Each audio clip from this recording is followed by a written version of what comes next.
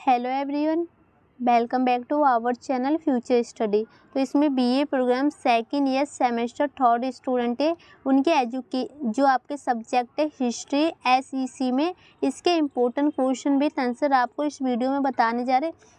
इससे पहले हमने इस वाले क्वेश्चन का आंसर बता चुके हैं। इस वीडियो में हम इस क्वेश्चन का आंसर कंप्लीट आपको बताएंगे। और इससे पहले आपने अभी तक हमारे बाकी की सभी वीडियो नहीं देखी तो देख लीजिएगा, लिंक आपको डिस्क्रिप्शन बॉक्स में मिलेगा। सभी वीडियो आप सभी के लिए इम्पोर्टेंट होने वाली है। तो चलिए इस क्वेश्चन का आंसर आपको बताते हैं। और हमने इसका नोट्स होते हैं जो टेलीग्राम ग्रुप में सेंड कर दिया है यूनिट 1 से 4 तक। तो आप उस नोट्स को एक बार ज़रूर चेक करके जाइएगा पेपर से पहले।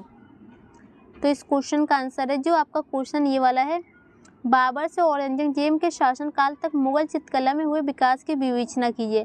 तो इससे इस समय में जितने भी जो चित्रकला थे मुगल काल में, उन सभी के बारे में बताने हैं। तो आपका आंसर यहाँ से स्टार्ट है, देख सकते हैं। सबसे पहले आपको भूमिकाएं में लिखनी है। भारत में मुगल चित्रकला 16वीं और 18वीं शताब्दी के बीच की अवधि का काल है। तो ये मुगल काल है, जो मुगल चित्रकला है कब से कब के बीच की अवधि है, तो ये 16वीं से 18वीं के बीच की अवधि है। यह वह समय था जब मुगलों ने भारत के एक बड़े हिस्से पर शासन किया। और इस समय ना जो मुगल के लोग थे ना, उन्होंने भारत पर शासन किया था। मुगल चित्रकला का विकास सम्राट अकबर, और जो मुगल चित्रकला उसका विकास किस किस के जरिए हुआ था, तो जो सम्राट अकबर थे, उनके शाहगिरी थे, शाहजहाँ थे, के शासनकाल में हुआ था। मुगल चित्रकला का रूप फारसी और भारतीय शैली का मिश्रण के साथ ही विभिन्नता सांस्कृतिक पहलुओं का संयोजन भी है। तो इसमें जो सांस्कृतिक विभिन्नताएं देखने को मिलती है, और जो भारतीय है एंड जो फारसी है, इन दोनों का मिश्रण भी है। तो ये आपका परिचय हो गया। और यहाँ तो देख सकते हैं जो आपका फाइनली आंसर है ना, आपका टॉपिक यहाँ से स्टार्ट हो रहा है आंसर का। मुगल चित्रकला का विकास कैसे हुआ है, आपको एक एक पॉइंट बताने होंगे। जैसे पॉइंट आपका फर्स्ट है, बाबर के काल में मुगल चित्रकला का विकास। क्वेश्चन इस टाइप से भी पूछा जा सकता है, बाबर के काल में मुगल चित्रकला का विकास कैसे हुआ, वर्णन कीजिए। ठीक है, तो आंसर देखिए, मुगल काल के चित्रों में बाबर के शासनकाल के दौरान कुछ भी विकास देखने को नहीं मिलता, क्योंकि बाबर का शासनकाल बहुत अल्पकालिक था। तो जो बाबर के शासनकाल में ना मुगल में कोई भी विकास नहीं हुआ, उनका जो शासनकाल था बहुत अल्पकालिक था। ठीक है,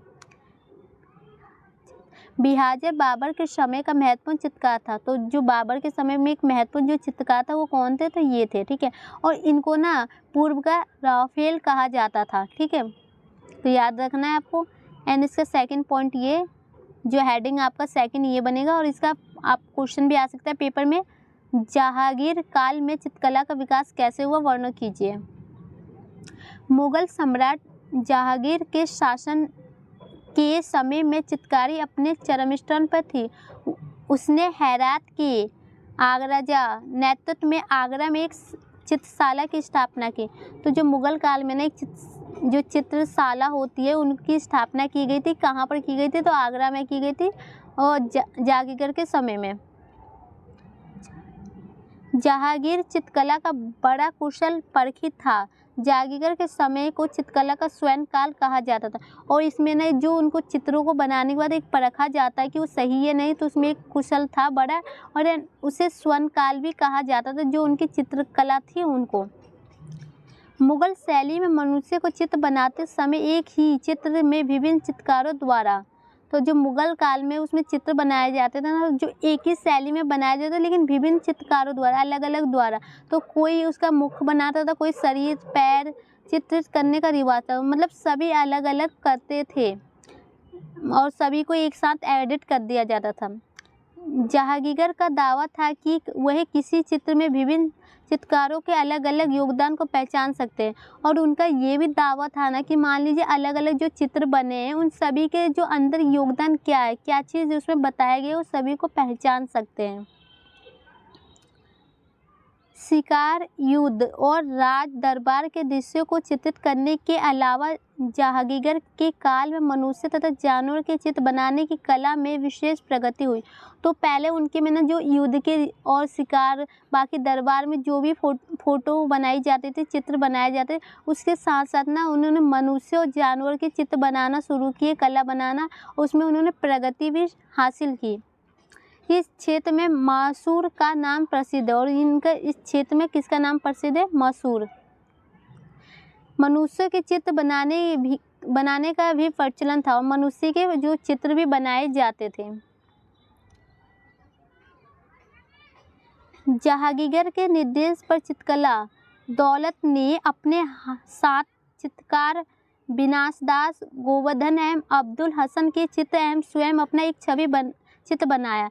तो जो जहांगीर थे उनके शासनकाल में उन्होंने कुछ जो वहाँ के चित्रकार होते थे उनके यहाँ नाम लिखे गए, एंड इन्होंने ना एक कहते हैं ना चित्र बनाया, लेकिन एक स्वयं की अपनी छवि बनाई, मतलब अपने खुद की चित्र बना दी। तो नेक्स्ट पॉइंट आपका ये, सम्राट जहांगीर ने अपने समय का आगामी चित्रकार विश्वास दास को फारस के उसके अमीरों के साथ तथा उसके परिजनों के यथारूप छवि चित्र बनाकर लाने के लिए फारस भेजा। तो जो सम्राट थे उन्होंने इन्हें फारस भेजा गया था, क्योंकि उनके चित्र बना कर लाने के लिए अमीरों के एंड परिजनों के जो साथ भेजा गया था उन्हें। और जहांगीर के विश्वसनीय चित्रकार जो इनके एक विश्वसनीय होते, जिस पर सबसे ज़्यादा वो विश्वास करते थे, मनोहर ने उस समय में कई छवि चित्रों का निर्माण किया, और इन्होंने उस समय में बहुत सारे चित्र बनाए, छवियाँ बनाई का सभी का निर्माण किया था।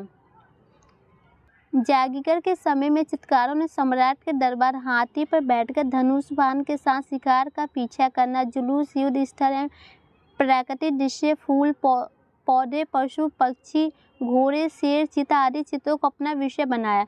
तो जो उस समय के जो चित्रकार होते थे उन्होंने पहले तो क्या करते थे, जो हाथी पर बैठ जाते थे और शिकार करने पीछे जाते थे, और उनमें जितने भी कुछ देखते थे जैसे प्रकृति, पौधे, फूल, युद्ध, जुलूस, कुछ भी देखते थे, शेर, चीता, सभी को चित्र बनाया और अपना विषय बना लिया कि इन्हीं टॉपिक के ऊपर उन्हें काम करना है, इन्हीं पर पोस्टर बनाने हैं।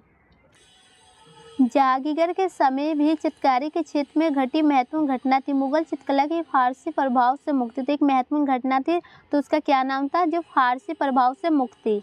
ठीक है, जहांगीर के समय मुगल चित्रकला की वास्तविक आत्मा लुप्त हो चुकी थी, और उनकी जो वास्तविक आत्मा है ना वो लुप्त मतलब खो गई थी।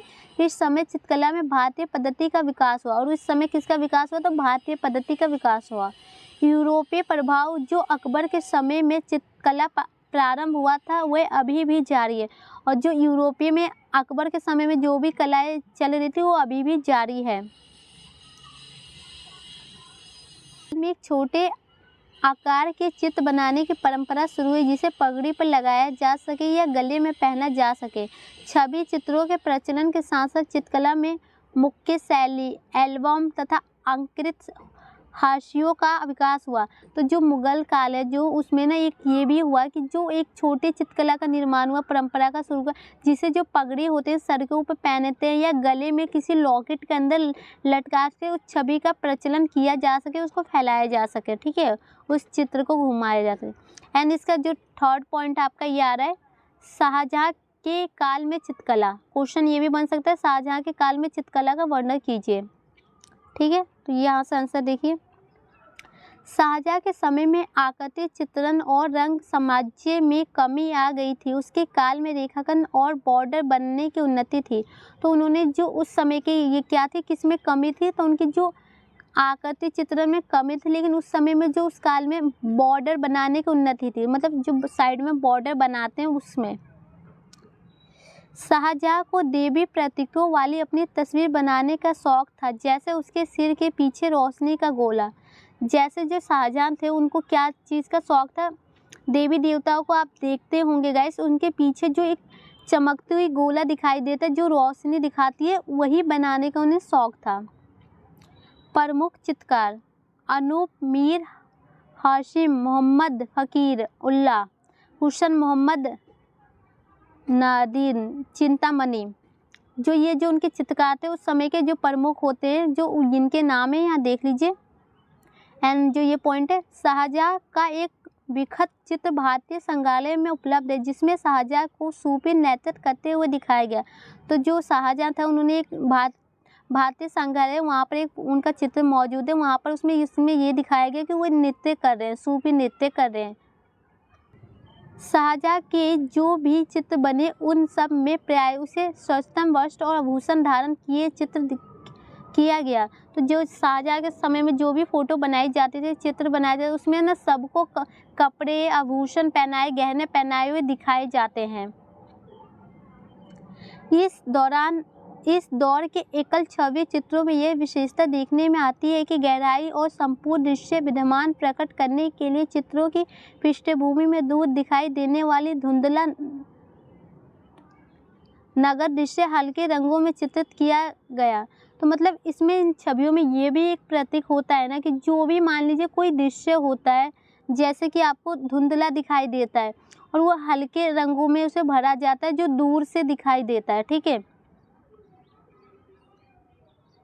गुश्तर तथा शादी का बुस्ताना, दरबारियों के बीच ऊंचे आसन पर विराजमान शाहजहाँ, पिता जहांगीर और दादा अकबर के संगीत में शाहजहाँ, जिसमें अकबर ताज शाहजहाँ को सौंप रहा है। यदि शाहजहाँ कालीन प्रमुख चित्र है, तो मतलब इसमें एक चित्र ऐसा भी बनाया गया है ना कि जो अकबर के शासनकाल में उन्होंने अपना जो ताज होता है अपने सर का, उन्होंने शाहजहाँ को सौंप दिया गया था।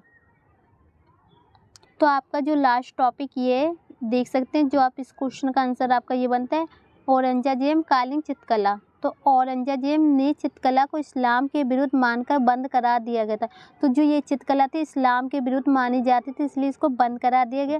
किंतु उसके शासनकाल के अंतिम वर्षों में उसने चित्रकारी में कुछ रुचि ली और फिर जो ये होते हैं ना, इन्होंने कुछ रुचि ली इस्लाम ने, और फिर इनको बीच में ना देखो कुछ रुचि ली, जिसके परिणाम से कुछ लघु चित्र शिकार खेलते हुए, और उन्होंने कुछ चित्र देखे जिसमें शिकार खेलते हुए, दरबार लगाते हुए तथा युद्ध करते हुए प्राप्त होते हैं। तो फिर उन्हें ओपन कर दिया गया। औरंगजेब के बाद चित्रकला अन्य जाकर बस गए, जो वहाँ थे ना, इनके बाद ये कई अलग अलग जगहों पर जाकर बस गए, जहाँ अनेक क्षेत्रीय चित्रकला शैलियों का विकास हुआ और अलग अलग तरीके से विकास किया जाने लगा। मंसूरी ने लिखा है कि औरंगजेब की आज्ञा से अकबर के मकबरे वाले चित्रों को चूने से पोत दिया गया था। तो जो अकबर की आज्ञा दी गई थी ना, उसमें जो पोस्टर होते हैं, जो चित्र होते हैं, उन्हें किससे चूने से पोत दिया गया था, ये मकबरे वाले चित्रों को, ठीक है। तो यहाँ पर फाइनली इस क्वेश्चन का आंसर कंप्लीट हो गया। हमने आपको इस क्वेश्चन का आंसर बता दिया एंड इस क्वेश्चन का आंसर इससे पहले वीडियो में बता चुके हैं, तो आप सभी वीडियो देख लीजिएगा। लिंक आपको प्लेलिस्ट का डिस्क्रिप्शन बॉक्स में मिल जाएगा। और हमने एक टेलीग्राम ग्रुप में नोट्स सेंड किया है, प्लीज़ आप उस नोट्स को देख लीजिएगा। उसमें 1 यूनिट से 4 यूनिट सभी बताए गए, और जो आपका यूनिट 1 है उसमें से एक ही इंपॉर्टेंट क्वेश्चन बनता है, उसमें नोट्स में सेंड किया गया, उसे आप ज़रूर देख के जाइएगा। तो वीडियो को शेयर कीजिए। Thank you.